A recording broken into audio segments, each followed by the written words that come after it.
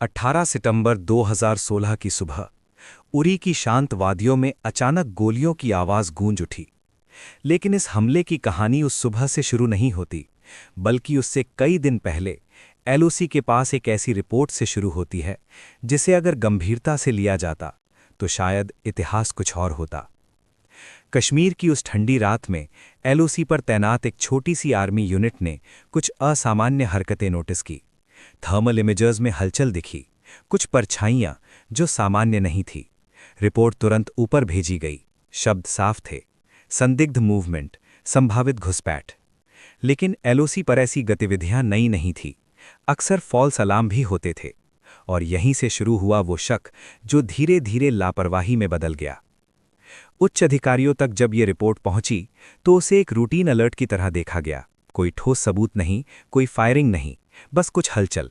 और इसीलिए इसे तत्काल खतरे के रूप में नहीं लिया गया।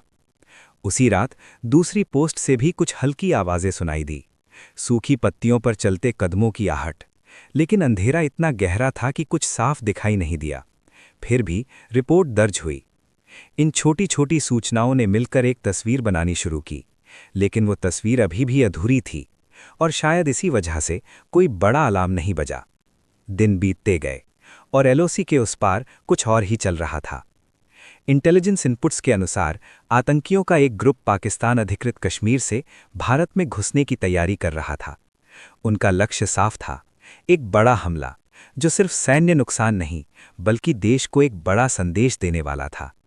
लेकिन सवाल ये था, क्या इन सभी सूचनाओं को जोड़कर देखा गया, या फिर हर रिपोर्ट को अलग अलग टुकड़ों में बांट दिया गया, जिससे पूरी कहानी कभी सामने ही नहीं आई। 17 सितंबर की रात उरी सेक्टर में असामान्य शांति थी, जैसे तूफान आने से पहले का सन्नाटा।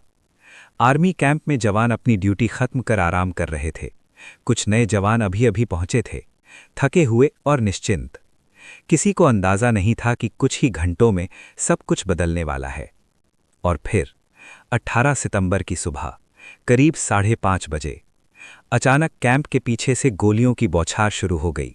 ग्रेनेड फेंके गए, टेंट्स में आग लग गई। नींद में सोए जवानों को संभलने का मौका भी नहीं मिला। 4 भारी हथियारों से लैस आतंकियों ने पूरी तैयारी के साथ हमला किया था। उनका रास्ता साफ था, उनका लक्ष्य तय था, और सबसे खतरनाक बात, उन्हें कैंप की लोकेशन और स्ट्रक्चर की पूरी जानकारी थी। कुछ ही मिनटों में सब कुछ आग और धुएं में बदल गया। 18 जवान शहीद हो गए, कई घायल हुए, और देश स्तब्ध रह गया। लेकिन इस हमले के बाद सबसे बड़ा सवाल यही उठा, क्या ये हमला रोका जा सकता था? क्या वो शुरुआती रिपोर्ट्स, वो संदिग्ध हरकतें, वो हल्की आवाजें सिर्फ इत्तेफाक थीं? या फिर वो एक चेतावनी थी जिसे समय रहते समझा नहीं गया? जांच में सामने आया कि एलओसी पर कई दिनों से असामान्य गतिविधियां देखी जा रही थीं, लेकिन उन्हें एक पैटर्न के रूप में नहीं देखा गया। हर इनपुट को अलग अलग आंका गया, और शायद इसी वजह से असली खतरा पहचान में नहीं आया। युद्ध के मैदान में हर छोटी जानकारी मायने रखती है। हर संकेत एक संभावित खतरे की कहानी कहता है। लेकिन जब वही संकेत सामान्य समझकर नजरअंदाज कर दिए जाएं, तो खतरा सिर्फ बढ़ता नहीं बल्कि हमला बनकर आती है।